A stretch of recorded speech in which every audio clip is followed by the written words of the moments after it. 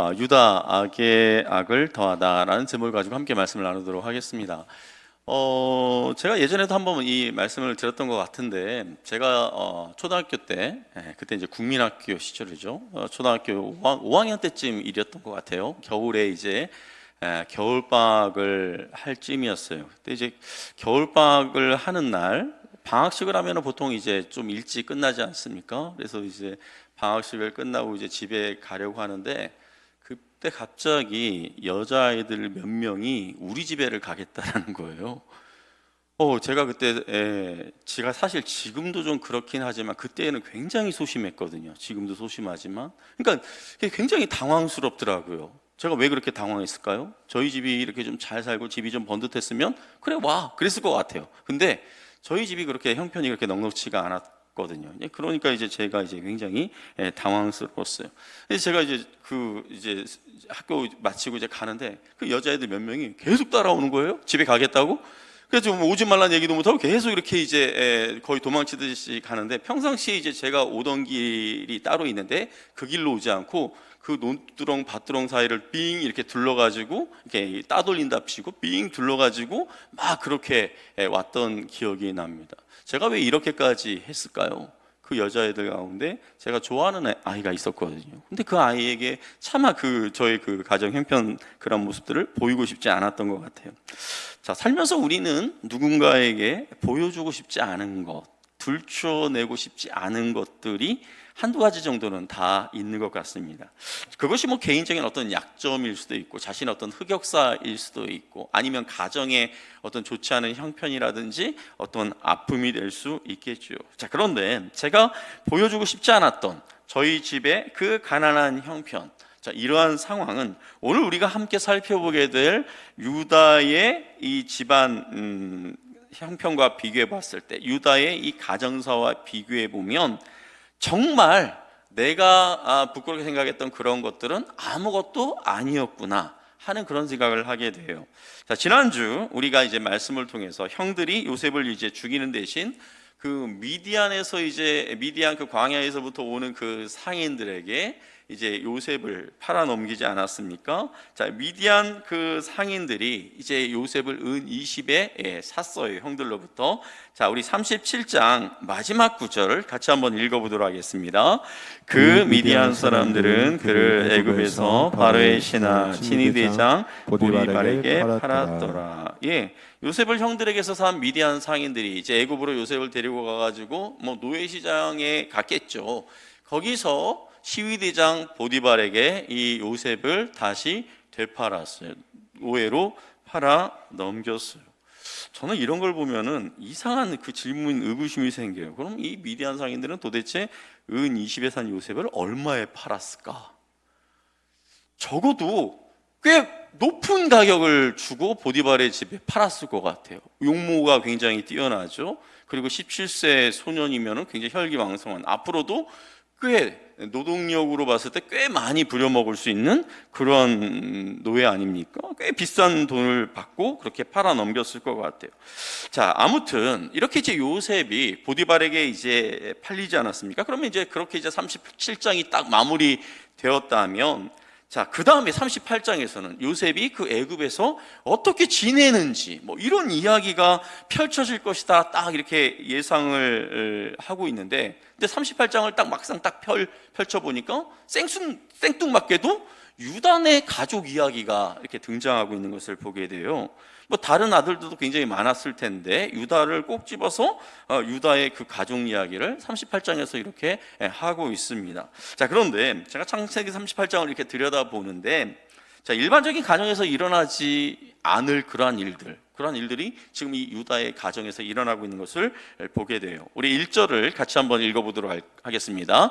그 후에 유다가 자기 형제들로부터 떠나 내려가서 아둘람 사람 히라와 가까이 하니라. 여기 보니까 이제 유다가 자신의 형제들을 떠나서 아둘람 사람 히라에게로 갔어요. 여기 이제 히라와 가까이 하니라에서 가까이 하다라고 하는, 이 가까이 하다라고 하는 단어가 나타라고 하는 히브리 동사인데요. 어떤 의미가 있냐면 내뻗다, 어떤 이제 그 관계망을 이렇게 내뻗다, 어떤 나의 어떤 바운더리를 이렇게 넓게 펼치다, 이제 이런 의미도 있는데, 또 다른 의미가 어떤 의미가 있냐면 기울어지다라는 의미가 있어요. 기울다라는 의미가 있어요. 그러니까 유다의 마음이 형제들이 아니라 이 아둘람 사람 히라에게로 이렇게 기울었다라는 그런 의미인 거죠.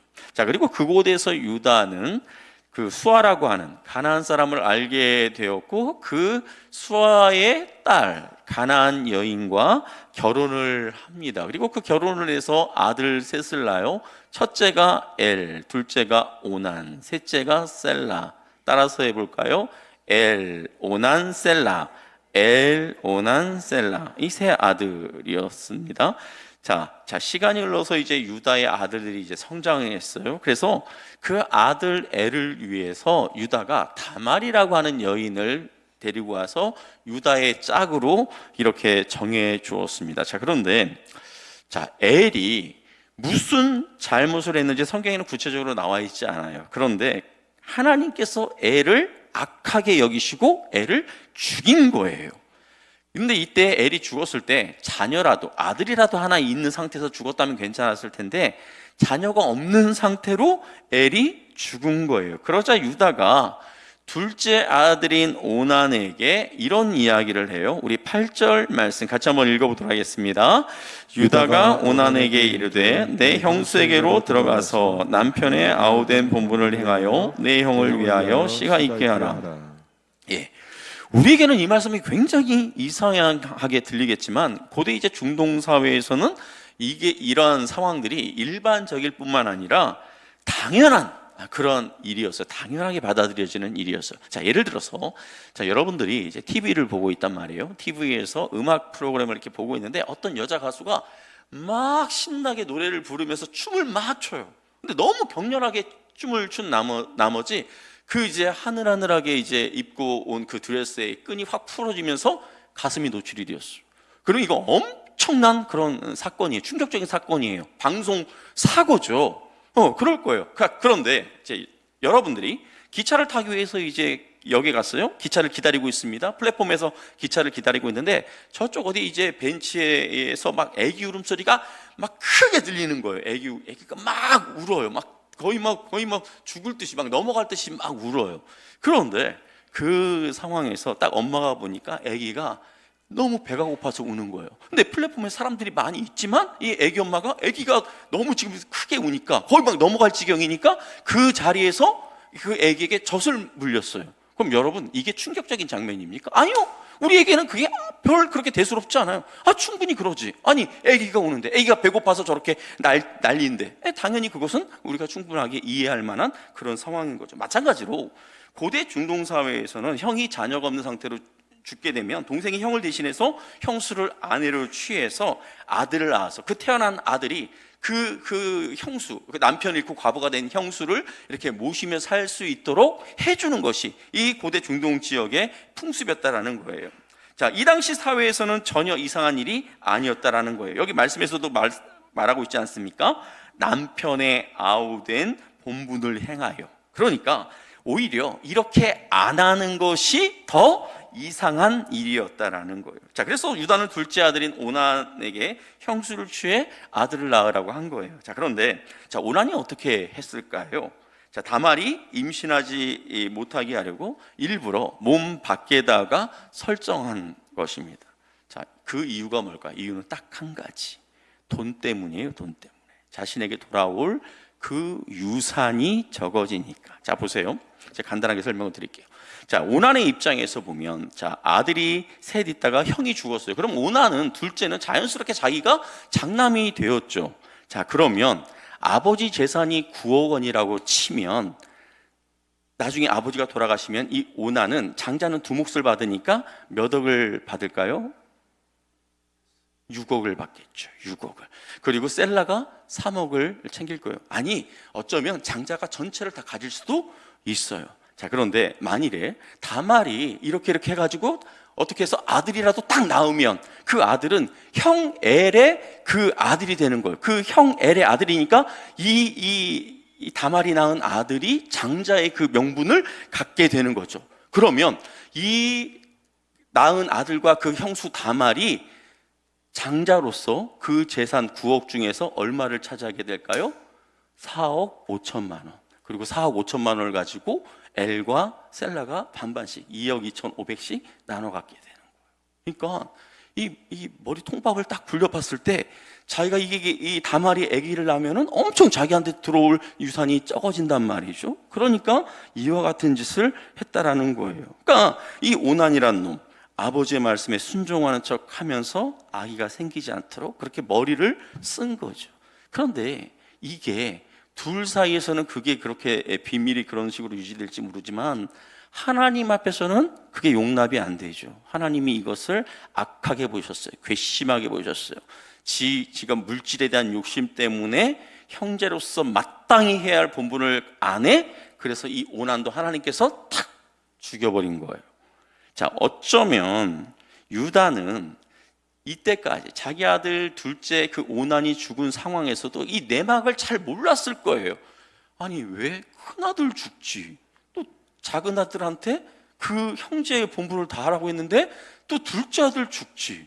그러니까 이 유다의 입장에서는 저 다말 저 재수없는 여자 아니야 저거? 그러니까 저 서방 잡아먹는 그런 여자 아니야? 뭐 이런 식으로도 생각할 수 있다라는 거예요. 그러니까 이제 오늘 본문에서 나왔지만 유다가 잘못했다가는 마지막 남아있는 저 셀라까지 죽을 수도 있겠다. 그래서 어떻게 합니까? 지금 셀라가 너무 어리니까 좀 기다려. 그리고 너는 너희 친정집에 가가지고 좀 머물고 있어. 이렇게 해서 이제 그 다말을 친정으로 보내버린 거예요. 자, 두 아들을 잃은 유다의 마음 얼마나 괴로웠겠습니까? 슬펐겠습니까? 자, 그런데 이게 끝이 아니었어요. 우리 12절을 같이 한번 읽어보도록 하겠습니다. 얼마 후에 유다의 아내 수아의 딸이 죽은지라 유다가 위로를 받은 후에 그의 친구 아둘람 사람 히라와 함께 딥나로 올라가서 자기 양털 깎는 자에게 이르렀더니 예, 두 아들을 잃은 유다. 그런데 얼마 후에 자기 아내마저 죽었어요. 그러니까 유다에게 고통이 고단이 마치 쓰나미처럼 그렇게 이제 몰려왔던 것이죠. 그런데 자, 이 이후에 유다가 어디로 갑니까? 1절에 등장했던 친구 아둘람 사람 히라에게로 또 다시 갔어요. 그리고 그 히라와 함께 딥나로 간 거죠. 자, 그런데 유다의 이 딥나로 왔다는 소식을 누가 듣냐면 다말이 들어요. 며느리 다말이 들어요. 그리고 다말이 이 소식을 듣고 어떻게 하냐면, 자, 과부잖아요. 그때 당시 이제 과부면 과부로서 입는 옷이 따로 있었던 것 같아요. 그런데 이 과부의 옷을 벗어버리고 변장을 해요. 새로운 옷으로 갈아입어요. 이쁜 옷으로 갈아입어요. 자기를 몸 파는 여인처럼 꾸민 거예요. 그리고 얼굴을 가리고 유다에게 의도적으로 접근해요. 그리고 함께 동침을 합니다. 자, 오늘날 우리가 드라마에서도 이런 정도의 이야기면 거의 뭐 막장 중에 막장 아닙니까? 그런데 이런 막장 같은 그런 이야기가 지금 이 유다의 집에서 벌어지고 있는 것이죠. 자, 그런데 이런 와중에도 유다는 자신이 잠자리를 같이 한 그 여인이 다말이라는 것, 자기 며느리 다말이라는 것은 꿈에도 생각지 못하고 있어요. 그리고 그저 그 몸 파는 여인 정도로만 생각하고 있는 거죠. 그리고 이제 그 관계에 대한 대가를 이제 유다가 이제 어떻게 지불하냐면, 내가 너한테 염소 새끼 한 마리를 나중에 갖다 줄게. 그렇게 한 거예요. 우리 17절 같이 한번 읽어보도록 하겠습니다. 유다가 이르되 내가 내 때에서 염소 새끼를 주리라. 그가 이르되 당신이 그것을 줄 때까지 담보물을 주겠느냐.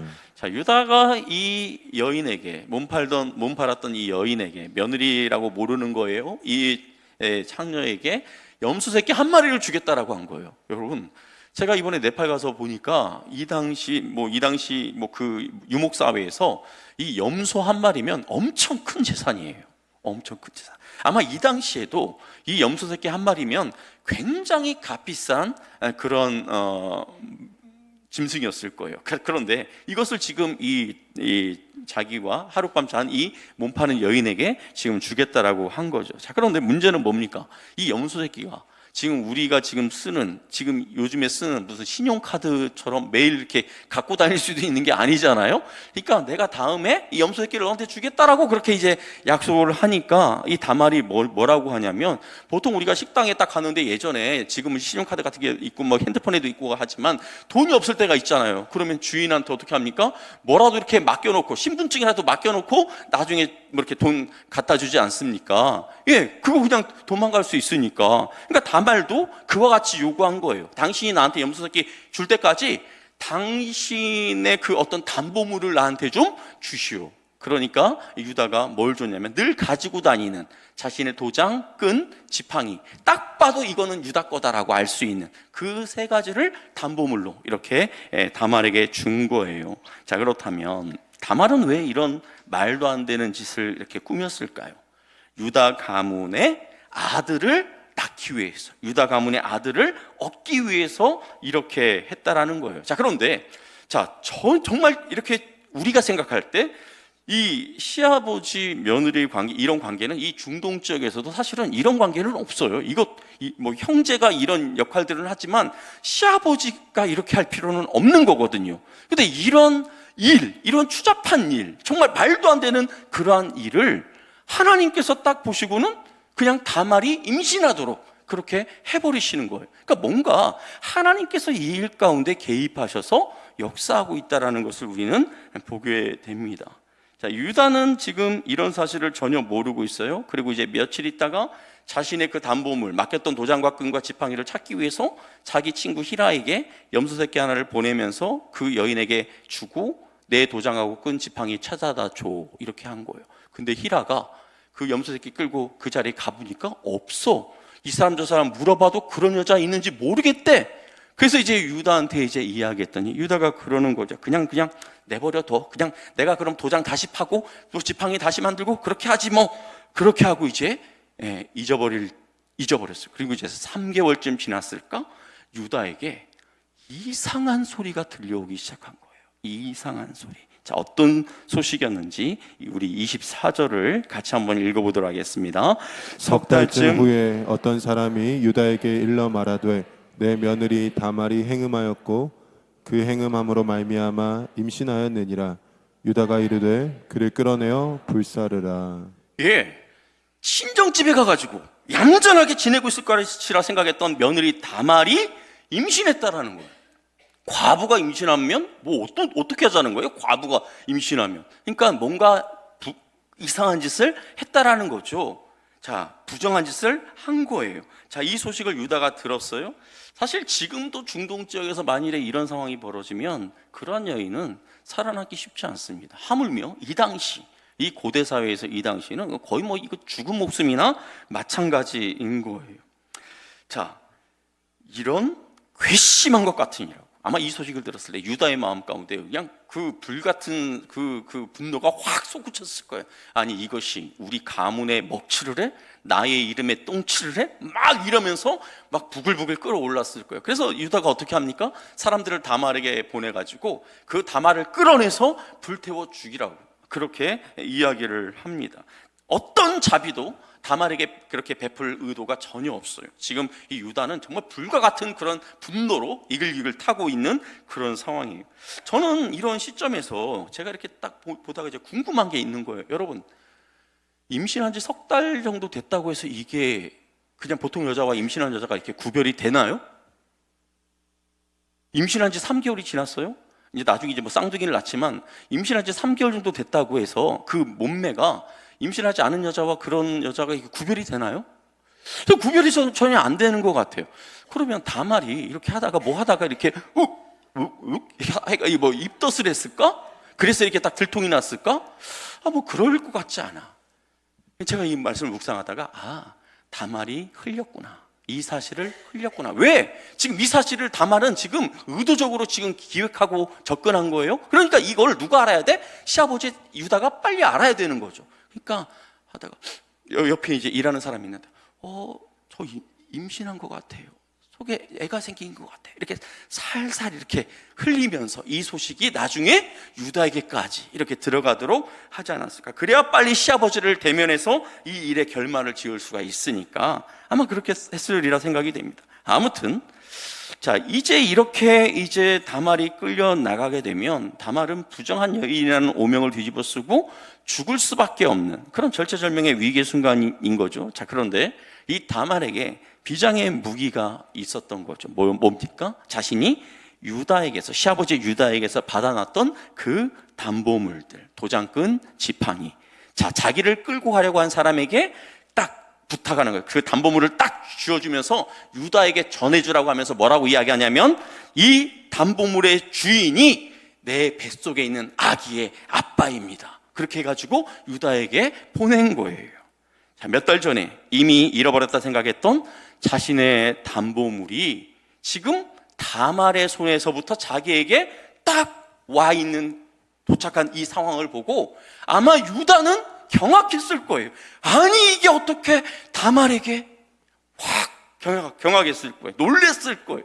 그리고 그 순간 이 모든 상황이 딱 꿰졌겠죠. 그리고 굉장히 부끄러웠을 것입니다. 자, 유다가 이 상황에서 뭐라고 이야기하는지 우리 26절을 같이 한번 읽어보도록 하겠습니다. 유다가 그것들을 알아보고 이르되 그는 나보다 옳도다. 내가 그를 내 아들 셀라에게 주지 아니하였음이로다 하고 다시는 그를 가까이하지 아니하였더라. 예. 조금 전까지만 해도 그 몹쓸 것 같으니라고, 그 부정한 것 같으니라고 막 그 음행의 죄를 물어서 다말을 불태워 죽여야 마땅하다라고 생각했던 그 유다가, 그 음행의 대상이 자기라는 것을 알고는 유다가 지금 뭐라고 하는 거예요? 다말은 나보다 옳도다. 그렇게 이야기하는 거죠. 고백하는 거죠. 자신이 고의로 악행을 저질렀다라는 것을 그러면서 실토를 해요. 내가 그를 내 아들 셀라에게 주지 아니하였음이로다. 그러니까 자신이 며느리에게 해야 할 그 의무를 제대로 했다면, 셀라가 장성했을 때 그 다말에게 주었다면 다말이 이런 짓까지 하지 않았을 것이다 라는 것이죠. 그러니까 다 자기의 잘못이다라고 유다가 인정한 것입니다. 결국 다말은 아이를 무사히 출산하게 되는데 쌍둥이였습니다. 그래서 태어난 아기가 베레스와 세라, 이 두 아들이 태어난 거예요. 자, 오늘 말씀에서 유다와 그 가족들이 저지른 잘못들을 한번 이렇게 정리해 볼까요? 어떤 것들이 있습니까? 자, 유다의 잘못을 우리가 논하기 앞서서, 우리가 유다의 아버지 야곱과 그 야곱의 형제 에서, 이 두 사람을 비교해 봤을 때 야곱이 에서보다 좀 나았던 그러한 부분이 어떤 것이 있었습니까? 자, 에서는 가나안 땅에서 자기 부인을 아내로 맞아들였어요. 그런데 성경에 보니까 에서가 가나안 여인을 아내로 맞아들이는 것에 대해서 그 아버지 어머니인 이삭과 리브가가 그것을 보고 근심했다라고 그렇게 말하고 있어요. 탐탁치 않게 여겼다라는 것이죠. 자, 그런데 야곱은 어떻게 했습니까? 바단 아람으로 가서 친척집에서 레아와 라헬, 외삼촌 라반의 그 딸들을 아내로 맞이해서 데리고 오지 않습니까? 자, 이것이 야곱이 에서보다 나았다라고 할 수 있는 또 다른 그런 부분이에요. 자, 그럼 오늘 말씀에서 유다는 어떻습니까? 가나안 땅의 여인을 그냥 아내로 맞아들였어요. 여러분들이 잘 알고 있는 것처럼 유대인들은 어머니가 유대인이면 그 자녀들은 유대인이에요. 무슨 말이냐면 엄마가 유대인인데 남편을 다른 민족이랑 결혼을 했어. 그러면 그 사이에서 태어난 자녀들을 다 유대인으로 인정해 준다라는 거예요. 근데 아버지가 유대인인데 다른 민족 여자랑 결혼해가지고 낳았어? 그러면 그 아이는 유대인으로 인정을 안 해준다라는 거예요. 뭡니까? 엄마의 그 가정교육이 얼마나 중요한지를 이 유대 사회가 그렇게 생각하고 있다라는 거죠. 자, 그런 의미에서 바라봤을 때 이 유다는 가정을 이루는 그 첫 단추부터 문제가 있었다라는 거예요. 자, 그래서일까요? 그 가정에서 태어난 엘은 구체적으로 어떤 잘못을 그가 저질러서 하나님에게 죽임을 당했는지는 모르겠지만 하나님이 그를 즉각적으로 죽여야 하는 그런 큰 죄를 그가 저질렀어요. 자, 그리고 둘째 아들 오난 역시 자신이 동생으로서 마땅히 감당해야 할 그 책임을 고의적으로 이행하지 않습니다. 자, 이 부분에 대해서 유다도 마찬가지죠.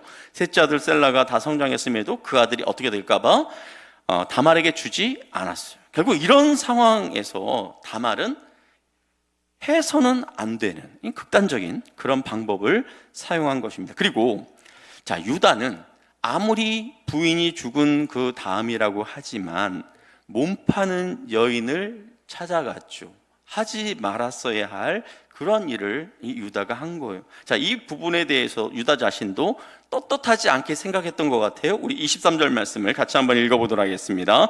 유다가 이르되 그로 그것을 가지게 두라. 우리가 부끄러움을 당할까 하노라. 내가 이 염소 새끼를 보냈으나 그대가 그를 찾지 못하였느니라. 그러니까 자신의 친구 히라가 그 염소 새끼를 이제 주기 위해서, 그리고 단보물, 유다가 준 단보물을 찾아오기 위해서 계속해서 수소문을 하면서 다니는 거죠. 아, 혹시 이렇게 생긴 여자 못 보셨어요? 이렇게 이런 옷을 입고 전에 저쪽에 이렇게 앉아 있었는데 그런 여자 못 봤어요? 못 봤는데 또 가가지고 여기서도 또 물어보고 저기서도 물어보고 막 여기저기 막 들쑤시고 나니까 유다의 입장에서는 그러다가 자기가 한 그런 부끄러운 행동이 드러날까봐 뭐라고 하는 거예요? 야야야야, 이제 그만해라. 못 찾겠다. 그냥 그 모든 그 도장이나 끈 내가 다시 파면 돼. 지팡이 내가 다시 만들면 돼. 그냥 없는 걸로 칠게. 이렇게 했다라는 거죠. 그 자신의 부끄러운 그것이 드러날까봐 그렇게 히라를 말리는 것을 보게 됩니다. 자, 그렇다면 자, 제가 앞에서 했던 질문 다시 한번 생각해 볼까요? 왜 37장에 이어서 38장에 요셉의 이야기가 아니라 이런저런 잘못들로 얼룩진 이런 유단의 가족 이야기가 38장에 나오고 있는 것일까요? 유단의 이 가족 이야기, 유단의 이 가정 이야기는 바로 뒤에 등장하는 요셉과 대비가 됩니다. 아주 그냥 극명한 대비를 이루죠. 유다와 그의 가족들은 자신들의 욕심, 죄악된 어떤 본성을 따라서 이렇게 행동한 반면, 자, 요셉은 어떻습니까? 하나님의 뜻대로 따르려고 굉장히 애썼어요. 보디발의 아내가 하는 그 유혹을, 그 위험을 감수하면서까지, 어쩌면은 요셉은 목숨을 걸었을 수도 있어요. 그렇게 하면서까지 이 요셉은 뿌리쳤다라는 것이죠. 자, 이런 요셉의 모습에 비하면 이 유단의 가족의 이 모습은 정말 형편없어 보입니다. 정말 초라해 보입니다. 정말 비교가 안 될 정도로 누추해 보여요. 자, 그런데 자, 이 38장의 이 유단의 가족 이 이야기를 통해서 하나님께서는 무엇을 말씀해 주고 싶어 하시는 겁니까? 이런 가정에도 하나님의 은혜가 임한다라는 것을 보여주고 있는 것이죠. 우리 29절 말씀 같이 한번 읽어보도록 하겠습니다. 그 손을 도로 들이며 그의 악과 나오는지라. 산파가 이르되 내가 어찌하여 터뜨리고 나오느냐 하였으므로 그 이름을 베레스라 불렀고. 다말이 쌍둥이 아들을 낳았는데 그 가운데 먼저 태어난 아들이 베레스입니다. 자, 한번 이게 생각해 보세요. 누군가가 이제 베레스에게 물어봐요. 한 7살, 8살 이제 머리로 이제 어느 정도 생각을 할 수 있는 그때쯤 이제 사람들이 물어봐요. 베레스, 니네 엄마 이름 뭐야? 다말이요. 그럼 니네 아빠 이름은 뭐야? 유다요. 어? 니네 엄마가 다말인데 아빠가 어떻게 유다야?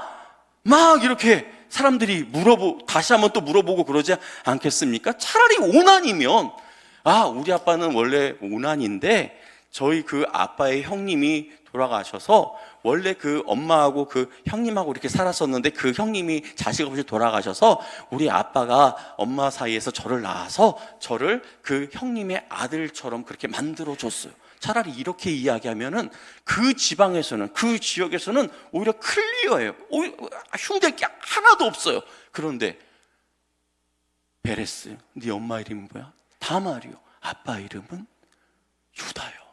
이거는 정말 말하기 수치스러운, 정말 꺼내기 힘든 그런 상황이다라는 거예요. 그러니까 베레스는 정말 들추고 싶지 않은, 누군가에게 말하고 싶지 않은 그런 출생의 비밀을 간직하고 태어났다라는 것입니다.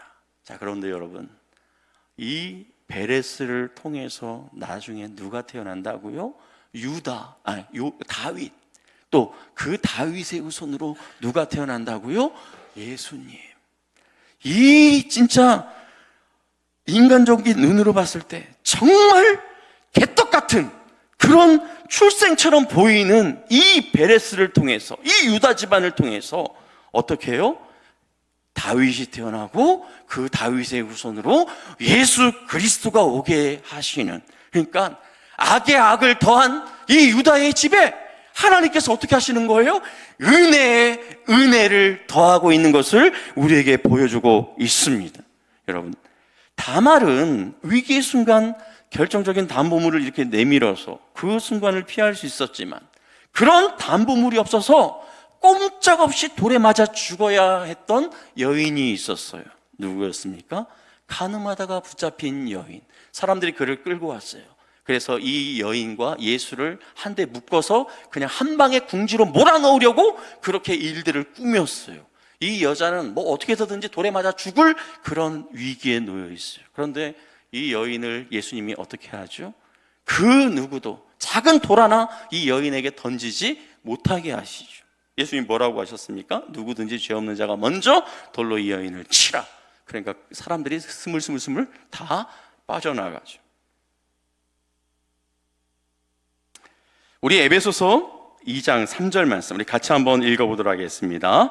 전에는 우리도 다 그 가운데서 우리 육체의 욕심을 따라 지내며 육체와 마음에 원하는 것을 하여 다른 이들과 같이 본질상 진노의 자녀이었더니. 우리는 어떻습니까? 우리 역시 이전에 우리의 욕심을 따라서, 또 우리의 인간적인 그 죄된 본성을 따라서 그렇게 살면서 악의 악을 더하며 살았던 그런 인생들 아니었습니까?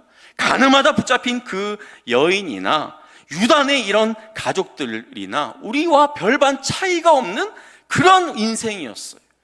하나님의 관점으로 볼 때 우리 역시 어떤 인생이었습니까? 유다가 자기 그 진실을 몰랐을 때 다말을 끌어내어 불태워 죽이려고 했던 그런 것처럼, 하나님 편에 봤을 때 우리는 하나님께서 진노의 불로 우리를 죽여도 할 말 없는, 그렇게 죽여야 마땅한 그러한 존재들이었다라는 거예요. 그런데 그런 우리의 삶에 하나님께서 찾아오셔서 악의 악을 더하던 우리의 삶에 하나님께서 은혜로 더해 주신 줄 믿으시기를 바랍니다.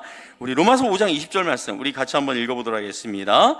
죄가 더한 곳에 은혜가 더욱 넘쳤나니. 죄가 더한 곳에 은혜가 더욱 넘쳤나니. 사실 이 말씀은 말도 안 되는 말씀이에요. 정말 엉터리 같은 말씀이에요.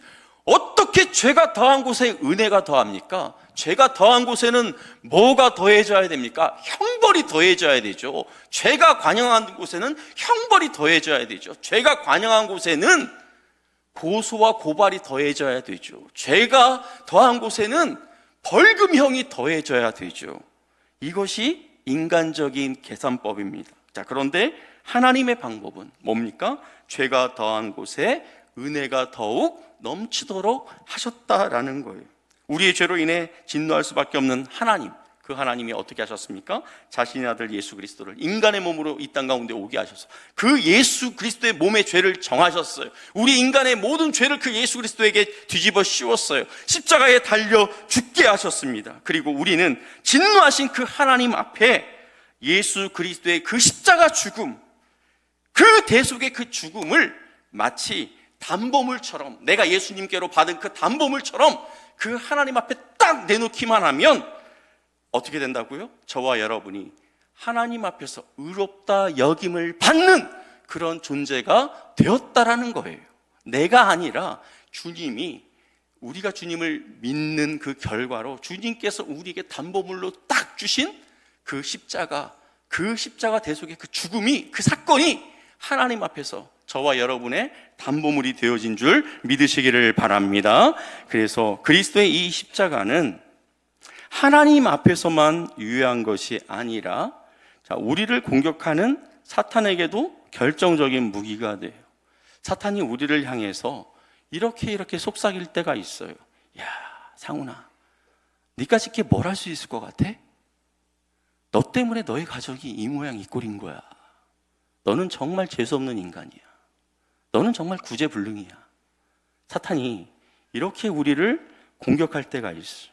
이때 우리는 이 사탄의 공격에 위축될 필요가 없어요. 왜?